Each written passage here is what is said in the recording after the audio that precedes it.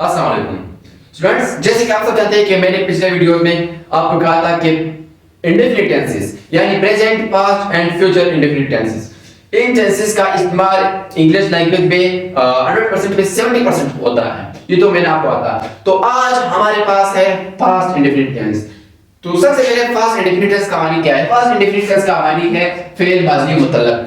Fail माजी मुतल्लक। और इसका डेफिनेशन क्या है? इसका डेफिनेशन हमारे पास है we use past indefinite tense for those words or actions which we started in past and also completed in past। हम past indefinite tense को उन कामों या अमाल के लिए इस्तेमाल करते हैं जो हमने माजी में शुरू किए हो और खत्म किए हो, खत्म भी माजी में किया गया हो। उन कामों के लिए हम past indefinite tense का इस्तेमाल करते हैं, या हम इस टेंस को उन कामों या अमाल के लिए इस्तेमाल करते हैं जो यकीनन पास्ट यानी माजी में हुए हो, उसके लिए हम पास्ट इंडेफिनिट टेंस का इस्तेमाल करते हैं।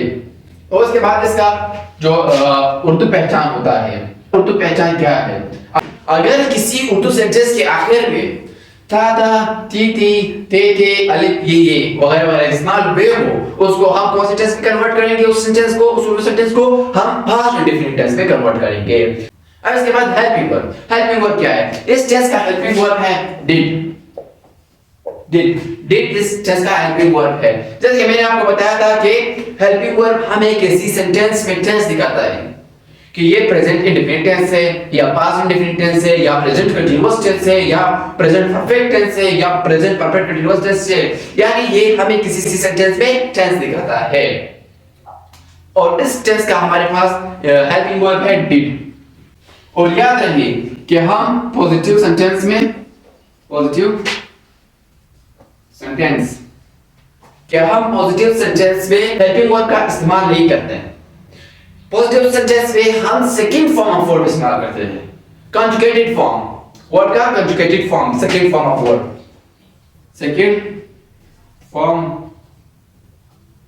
Of verb. इस टेंस के पॉजिटिव सेंटेंस में, पास्ट इंडेफिनिट टेंस के पॉजिटिव सेंटेंस में हम सेकंड फॉर्म ऑफ वर्ब का इस्तेमाल करते हैं।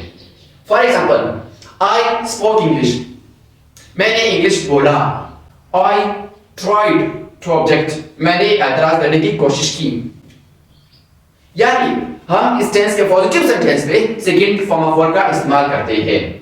प्रेजेंट कंटीन्यूअस टेंस में हम first form of verb with ING का इस्तेमाल करते थे पॉजिटिव सेंटेंस में, और प्रेजेंट इंडेफिनिट टेंस में हम first form of verb singular subject के साथ ES और ES का इस्तेमाल करते हैं। लेकिन इस टेंस में चाहे सब्जेक्ट सिंगुलर हो या प्लूरल हो, उसके साथ पॉजिटिव सेंटेंस में हम सेकंड फॉर्म ऑफ वर्ब का इस्तेमाल करते हैं।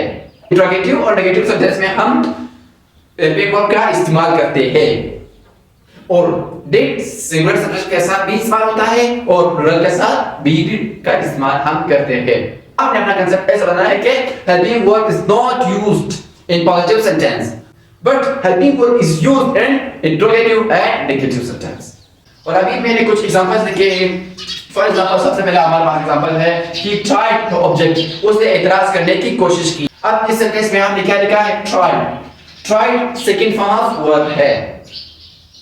मैंने आपको कहा था कि हम पॉजिटिव सेंटेंस में हेल्पिंग वर्ब का इस्तेमाल नहीं करते, लेकिन हम सेकंड फॉर्म ऑफ वर्ब यानी कंजुगेटेड वर्ब का इस्तेमाल करते हैं। उसके बाद हमारे पास एग्जांपल है did he try to object, क्या उसने एतराज करने की कोशिश की।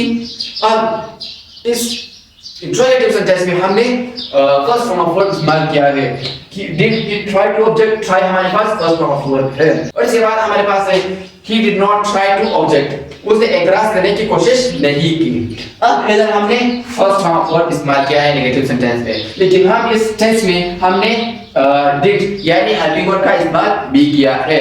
उसके बाद हमारे पास एग्जांपल है ही took tea, उसने चाय पी। अब took हमारे पास सेकंड फॉर्म ऑफ वर्ब है। इस सेंटेंस में हमने हेल्पिंग वर्ब का इस्तेमाल नहीं किया है क्योंकि ये पॉजिटिव सेंटेंस है। उसके बाद हमारे पास है did he take tea, क्या उसने चाय पी।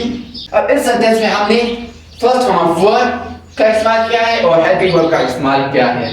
इसके बाद हमारे पास एग्जांपल है he did not take tea, यानी ये नेगेटिव सेंटेंस है, ये did not take tea, उसने चाय नहीं पी। अब इस सेंटेंस में हमारे पास है हमने हेल्पिंग वर्ब का भी इस्तेमाल किया है और first verb form of verb का इस्तेमाल किया है, हमने सेकंड फॉर्म ऑफ वर्ब का इस्तेमाल नहीं किया है। लेकिन आपने कंसेप्ट ऐसे बता दी है कि हम पॉजिटिव सेंटेंस में सेकंड फॉर्म ऑफ वर्ब का इस्तेमाल करते हैं, हेल्पिंग वर्ब का इस्तेमाल नहीं करते हैं। लेकिन इंट्रोगेटिव और नेगेटिव सेंटेंस में हम फर्स्ट फॉर्म ऑफ वर्ब का इस्तेमाल करते हैं और साथ ही हेल्पिंग वर्ब का भी इस्तेमाल करते हैं। तो आज के लिए इतना ही। उम्मीद करता हूँ कि आपको ये लेक्चर पसंद आ गया है। अगर आपको ये लेक्चर पसंद आ गया है तो इस वीडियो को लाइक शेयर और चैनल को सब्सक्राइब जल्दी करें।